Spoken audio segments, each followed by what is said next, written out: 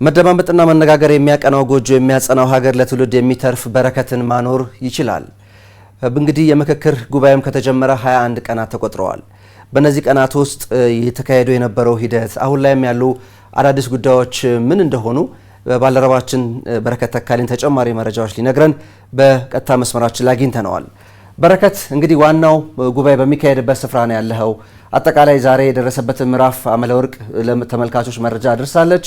እንደ አጠቃላይ ሂደቱ አሁን የደረስንበት መግባባት መወያየት ምን ይነግረናል የሚለውን እስቲ ለተመልካቾች መረጃ ብታደርስ።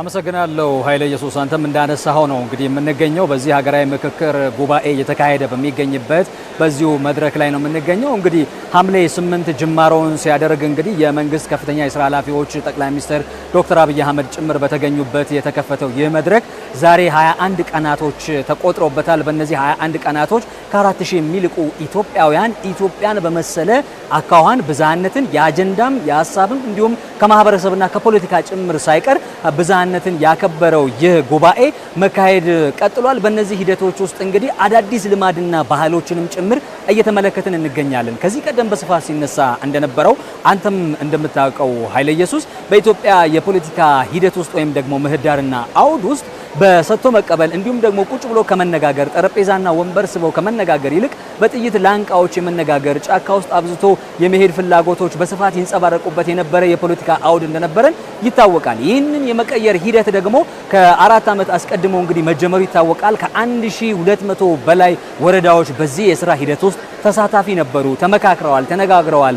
ወካዮቻቸውን በዚህ ምክክር ጉባኤ ውስጥ ተሳታፊዎቻቸውን ጭምር ወክለው ይህ መድረክ እየተከናወነ ነው የሚገኘው። በዚህ መድረክ ላይ ከሁሉ በላይ ልቆ እየወጣ የሚገኘው ነገር ደግሞ መደማመጥ፣ መነጋገር እንዲሁም ደግሞ አንዱ ሌላኛውን ማወቅ የሚችልበት አውድ ውስጥ ነው የምንገኘው። ይህ አውድ እንግዲህ ለኢትዮጵያ ፖለቲካ ትልቅ በረከትና ትሩፋትን ይዞ እየመጣ ነው የሚገኘው።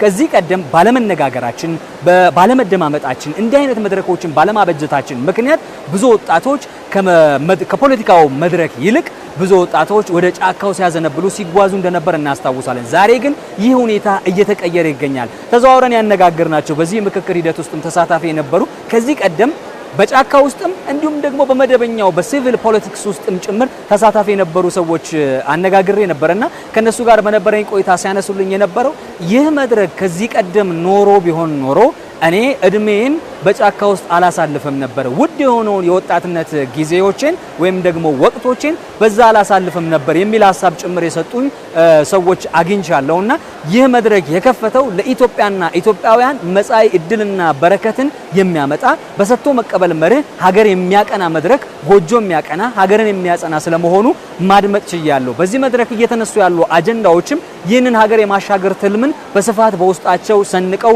የተዘጋጁ ናቸው። ለዚህ ደግሞ ሂደቱ በራሱ አስተማሪ ነው። በተለይ ደግሞ የሀገራዊ ምክክር ጉባኤው ከተጀመረ ጀምሮ በ10 አባላት ባሉት ቡድኖች እንዲሁም ደግሞ በ50 አባላት ባሉት ቡድኖች እንዲሁም በ250፣ 500 እና 4000 እያለ የሚሄድበት ሂደት በራሱ አጀንዳዎች በአግባብ እንዲብራሩ አጀንዳዎች ላይ በአግባብ ምክክር እንዲደረግ እድል ለመስጠት የተካሄደበት ሳይንሳዊ መንገድ በራሱ ለኢትዮጵያ ፍቱን መድኃኒትና ምክረ ሀሳቦችን ከማቅረብ አንጻር እድል የሚሰጥ ሆኖ ተመልክቼዋለሁ። ይህንንም ደግሞ ባለፉት ጊዜያቶች እየተመለከትን እንገኛለን። አሁንም ይህ የምክክር ሂደት እየቀጠለ ነው የሚገኘው። በዚህ የምክክር ሂደት ውስጥ ደግሞ አመካካሪዎችና እንዲሁም ደግሞ በምክክር ሂደት ውስጥ ደግሞ ፓናል ኦፍ ኤክስፐርቶች የሚባሉ አሉ። እነዚህ እንግዲህ ከ50 ዩኒቨርሲቲዎች እንዲሁም በተለያዩ ጊዜያቶች ልምድና እውቀት በእያንዳንዱ ጉዳዮች ላይ ያካበቱ ትልልቅ ባለሙያዎች ናቸው በዚህ ሂደት ውስጥ ተሳታፊ የሆኑ እየተመለከትን የምንገኘው። ተመካካሪዎች ግልጽ ባልሆኑላቸው አጀንዳዎች ሁሉ ላይ እነዚህ አመካካሪዎች እንዲሁም ደግሞ